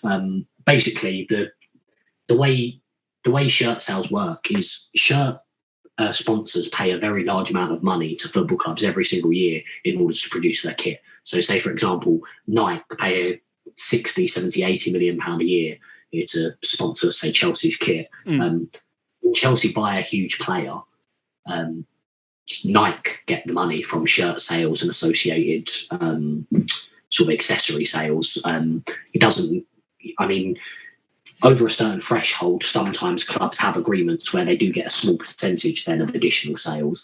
But generally speaking, you need to sell a hell of a lot of shirts in order for Nike to be paying you additional money on top of the 60, 70, 80 million pound a year they're paying you in order to produce your kit. Remember, these businesses they're much, much larger than football clubs. I mean, Nike are orders of magnitude larger than Chelsea Football Club are. So the idea that they would pay you 60 or 70 million pound a year to produce your kit and then allow you to benefit from the take the 70 quid from every shirt as well. Yeah, exactly. It just doesn't happen. So that would be one of my big ones, because I get all my group chats pop off, say like when Ronaldo goes to Man United or Messi to PSG, saying oh, well, not when Messi goes to PSG, because it was a free, but just to sort of say, look, they've paid for the transfer already, and I'm like, no, they haven't actually. But I'm not saying it's a bad deal, but it's just it doesn't work like that, unfortunately. Yeah, no, that's a good one to point out, and I think that's it comes up every single big transfer. I guarantee, maybe people can bookmark this in the future when Erling Haaland eventually moves somewhere, that there will be an article the next day in whatever paper about 100 kajillion shirt sales have paid for him and the entire football club for the next 50 years. Some of them are huge outlets as well, like real, like respected outlets. I don't understand how they get that misinformation, but I suppose that's unfortunately the nature of the beast. Yeah, you're definitely right about being one of football's biggest myths. Okay, so let's go to the more Chelsea specific ones now. So let's go to what was your first match and what memories did you have of it? My first match. Tough one. Was I remember the match. We were playing Man City. I'm just trying to work out what year it must have been. I think I must have been about 7 years old. So I want to say 2000, maybe 2001. Okay. I remember it. We won the game. Zola scored and Hasselbank scored. So I'm sure someone can look it up and check whether it was 2000 or 2001. But we won the game and Zola and Hasselbank scored. Chelsea Man City at the Bridge. First love, and I'm going with first love in terms of a player here. Who was your first love at Chelsea? Odd one, Dennis Wise. No, great shout. So that's my first love as a player. For those, again, maybe that's a little bit rare for some fans. So for those people who maybe are less familiar with Dennis Wise, could you try and sum him up in a few sentences? Because I have a very vivid recollection of what Wisey was like as a player. But for people that maybe are less familiar, it'd be nice to sort of hear a few words. I just remember him being sort of the most... he was the most passionate player. He was just he was so intense all the time, and it was just like every time you saw him, he was giving absolutely everything for the shirt. It was like blood, sweat, tears all over the pitch, like complete energy. I mean, just for me, he just embodied everything that a football player playing their dream is in. That's what they should have been, Yeah. For me, I just loved it. I loved his energy. It was almost infectious. Yeah, he was also one of the sneakiest. He was probably like one of the original kind of Dark Lords of football. I remember distinctly him getting, I think it was Nicky Butt, he got sent off. Absolutely poleaxed him in a tackle when really he should have been in trouble. And Butt was on top of him, and he'd done a sneaky little pinch of his hamstring, I think, and Butt lashed out, and the referee saw that and sent him off. It was absolutely amazing. But yeah, certainly one of the originators of the dark arts. But yeah, Wisey was fantastic, and obviously huge part of our late 90s success as well. So this is going to be a tough one. But who is your greatest Chelsea player? I'm not talking about maybe the best ability, but who do you think embodies the greatest player that the club's seen? It's not actually a tough one for me, to be fair. I'm so sold on this. It's not even that close to me. It's Frank Lampard. I'm the biggest Frank Lampard fan you could find, which is obviously a shame of him getting sacked. But but no, as a player, he like model professional. Just I feel like he's someone that fully maximised his potential. He couldn't have been any more than what he was, and it was just like, for me, he was just he was just such a big part of. So I'm 28 years old, so his whole prime just coincided with me being 13, 14, 15, 16, 17. Do you know what I mean? So it was just at that time, it was just such an easy pick for me. Do you have one outstanding memory of him that if you were going to talk to somebody who had no idea about football, one goal, one moment that you would use to to sort of describe Lampard to people with? Do you know what my favourite my favourite one that always sticks in my memory is the year when very sadly his mother passed away, and not long after his mother passed away, he played in the game. Penalty came up. He scored the penalty, and obviously, Liverpool, and obviously scored the penalty, and obviously he was very teary celebrating the goal. But it was just it was just so him, for so many things, so much to deal with, and to step up in such a big moment and still deliver. It was just so it was so apt of the sort of player he was. He sort of never let anyone down at any point. He was sort of the most reliable midfielder you could have ever had in your team. And I don't know why, but that one always sticks in my head. It's really interesting that you mentioned that, because, and I'll preface this by saying this is a little bit of a humble brag, but it's also one of the things that I'm very proud of. I used to write back in the day. I used to write for the Chelsea fanzine, and Dave, who runs the fanzine, very kindly, I wrote an article basically about that moment that you were talking about in the fanzine, and I have it actually written by me and signed by Frank Lampard, like to Joe, etc. Thanks for the article, and I've got that. The plan is to put that in a frame somewhere. So that moment is definitely, I probably would have picked the same one in terms of how vivid that is, but that is a little bit of a humble brag there in terms of having an article signed by Lampard. But very, very interesting that you picked that one. I probably would have picked that as well. This is the question that I think stumps people a little bit, but I'm assuming Frank is going to be on there for you. So I'm asking for your Chelsea Mount Rushmore. So, if the stadium gets torn down, they put the new stadium up, and for some reason they put four faces on each of the stands, for example, who are going to be the four players or figures at Chelsea that you want to be sort of cemented in a Mount Rushmore? I'm going to upset so many generations older than me now, because you said my Chelsea around Mount Rushmore. You didn't say the Chelsea Mount Rushmore, you said mine. So I'm just going to, I'm going to preface my Chelsea Mount Rushmore with saying that. Like I just said, Abramovich bought the club in 2003 and I was 10 years old. So I've literally grown up in the most golden era of being a Chelsea fan imaginable. It's like literally no other rival fan's ever been able to wind me up about anything. So mine are all going to be quite recent, but Lamps would be on there for me, because obviously I think he's the greatest Chelsea player ever. Zola would be on there for me because I just think he was so magical with the way he played. I don't know how anyone could ever have watched him and not just marvelled at how good he was. So he would go up there for me. JT would go up there for me, which I think would be controversial to some people, because I know he's a bit of a Marmite character. JT, we just love him or hate him. But as a Chelsea fan, he was an incredibly important part of so many important games and years for Chelsea. So he, particularly since I've been watching Chelsea, so he would go up there for me. And I think the last one would probably be Drogba, because Drogba's a bit of a weird one. I always say this to people. He's an odd character because he was never the best striker over the course of the season. But if you just had one big game that you wanted to win, he'd be straight in the team. First name on the team sheet. It was just ridiculous in big games. His goal scoring ability was like it was insane, and like obviously the sort of culminated in that Champions League final or in 2012. So it would probably be Drogba, but just for the older generation, I'll do a quick near miss shout, Joe, of from my generation, Czech as well, I think was hugely important to us. But then sort of your obvious ones are sort of like your Pete Rosgood, Chopper Harris, Jimmy Greaves, Bobby Tamlin, obviously. Tamlin would definitely be up there. They'd be the ones I'd sort of probably hark back to. But what would yours be out of curiosity, Joe? Oh, you can't turn the question back on me. I'm the host.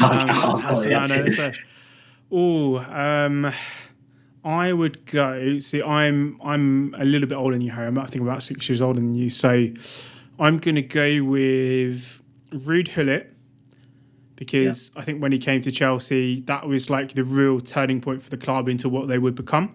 So Gullit probably is like the catalyst for me. Would be one. I would go with Zola, as the late 90s pick. Interesting enough, like Di Matteo was my favourite player growing up. I used to be a midfielder, and Di Matteo, I idolised him, had the boots, the haircut, the French crop, all sort of the all Di Matteo stuff. I used to, the old French crop I used to have, exactly. You, then. Yeah. So we're probably going to go Zola just because he was incredible. I'm going to go with Lampard and Drogba, and I'm leaving Terry. And the reason I'm leaving Terry off is because I wanted Hullet on there. Terry's a really difficult one to admit. Lampard, captain in Munich, captain in Amsterdam, record goal scorer. I just think he was just so good, and I think people kind of forget just how good a player he was. He does things that midfielders today, maybe Bruno Fernandes is a little bit of a kind of a different scenario because he plays a lot further forward than Frank, but the amount of goals that he would score, the amount of assists he would get, the amount of decisive moments he'd have. It's just the consistency for me as well. Just freakish. It was year after year for so many. I think I read a stat somewhere one time that he was, it might have changed now, but he was, at one point, he was the only player in Premier League history to score 10 Premier League goals for 10 consecutive seasons, which is staggering when you think he wasn't even a striker.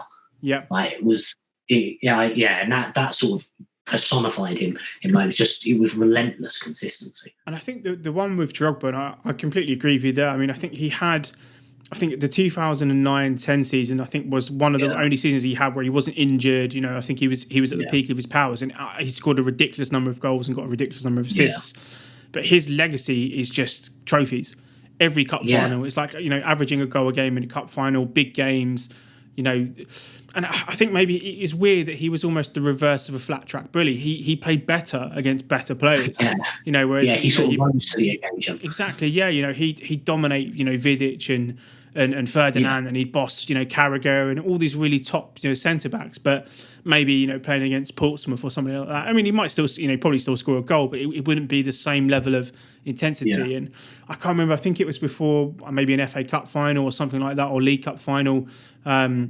Lampard and Terry were telling like an anecdote about Drogba, just saying they just looked at him in the pre-game tunnel, and they both turned around to each other like we're not going to lose. He's going to he's in that zone where we're going to win the game, and to have that confidence to inspire that in other people around you in the tunnel before you walk out must have been incredible sort of power that he had as a player. So I think he probably fits in there. But Terry would probably be my fifth choice. The captain, I think he's been one of the best centre-backs in Chelsea's history, one of the best players in Chelsea's history. But I think probably I just wanted to give a nod to Hullet because I think he kind of really started the whole Chelsea revolution, and maybe, you could argue that we wouldn't really have been in a position for Abramovich to buy the club had he not sort of changed the culture of the club in the mid-90s. So probably him. Yeah, no, I'd agree with that. Last two questions now before we sort of wrap up here. So this is one I like to say, and maybe we'll probably do an obvious one in terms of a cup final, but maybe a non-cup final goal as well. So what's the best Chelsea goal that you've seen live? Best Chelsea goal I've seen live. I'll tell you what goal I saw live, which was because where I was sat as well. I was sat in the lower shed, so I was behind the goal. Can I guess? I'm going to try and guess this. Is it Oscar Juventus? Oh. Yeah. I could tell by you when you said shed. I was like, it's going to be Oscar Juventus. Yeah, no. Yeah. I was sat at the back of the lower shed, and it was electric when he hit the goal. It was just it was so stunning, and I think it was obviously that was a year after we had won the Champions League. I think we drew actually as well. I don't think he had only just come in as well. Oscar. Yeah. I think we'd signed him that summer or whatever. I think it was his debut. And he just scored 2 goals because I think that was the second of the 2. Yeah. He just scored 2 goals against Juve, and one of them's like an absolute banger. So it was like that was one of the best goals I remember watching. No, it was just enjoyable, I remember that one because it was the combination of the flick was around Pirlo, and Pirlo was Pirlo at the time, and then you beat Buffon, who was maybe the best goalie in the world as well. It was obviously the skill and the finish were fantastic, but then when you factored in the 2 players that were sort of involved that he beat, it kind of made it completely for me as well. He scored some good goals, Oscar. QPR, I remember the outside of the foot, he chipped the keeper, didn't he, against Shakhtar from like the middle of the pitch, etc. Yeah. I was at the QPR game with the outside of the foot one as well. Yeah. That was a very, very good goal. Really, really good goal. Actually, saying that as well, I'll tell you what goal was incredible. which I don't think I was at live, but just I have to now mention, now you said it, but the Essien outside of the foot against the half. That's my If favourite he goal. did that another 1,000 times, it surely never ever hits that goal ever again. Yeah, that was actually that's my answer. I think that's the best non big important, what was important goal, but like non-final goal that I've seen. That was absolutely crazy. I think that kept our unbeaten home record alive as well. And the thing I remember about that game was we hadn't necessarily struggled against Arsenal, but they at that point, for listeners who might be a bit younger than Harry and I, Arsenal were actually good. Once upon a time, they were actually pretty good in the early 2000s, and they had it was always a really even game when Chelsea played against them. And I think in this game, we absolutely battered them for the first time in a long time. We were so much better than them, and yet they were sort of 1-0 up. And Essien obviously scores that ridiculous outside the foot shot from about 30 yards out. So, that's probably my one there. Those early 2000 years, everyone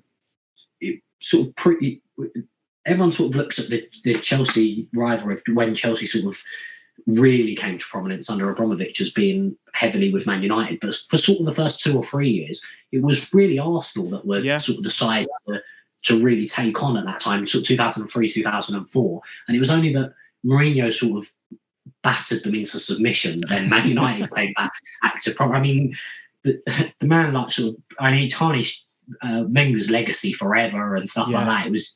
It was just incredible what sort of happened there over a 3 or 4 year period. Yeah, it's funny how things have gone for Arsenal. The big move to the new shiny stadium was meant to be the catapult for them to kick on 2-3 gears, and yet they've kind of regressed to almost being a sort of a not even quite Europa League level team now, which is amazing. And I think you probably something that you'd echo as well, and something I like to sort of convey to international fans, just Arsenal fans, the smugness that they had in the late 90s and the early noughties, that they are a really, they're a difficult bunch to sort of, be around and talk to. So for where they are now, it's for guys like you and I, it's actually quite nice to see.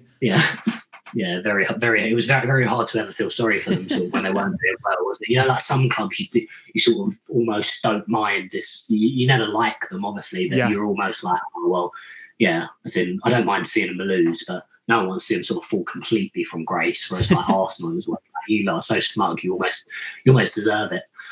Yeah, no, I completely agree with that. And the last one here, and again, you can answer this in any way you want, Harry, here, but in terms of what makes Chelsea special to you, how would you answer that in maybe a sentence or two? What's a special connection that you have with the club? It's probably a bit more sentimental for me, to be honest with you, Joe. Yeah. You know what? I'm sort of I'd say I'm lucky.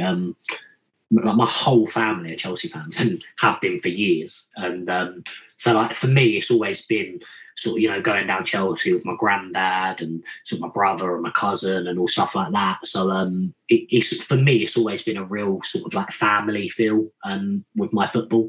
Also, so I don't know if that really answers the question about sort of what it. That's what it does. Yeah, I suppose that's what makes it special to me, is that it's always been a very very powerful draw for me and my family. We've always sort of watched games together. I sort of made weekends exciting, and it's it's always just been a very family feel to me. I think that's probably the perfect note to end on there. I think I'm very similar to you, and I come from a huge Chelsea family, and it's, one of the things that you do, you meet your cousins, your uncle, grandparents, whatever it's going to be. It's sort of the thing that kind of draws you and kind of binds a lot of you together as well. So I definitely understand the sentiment there.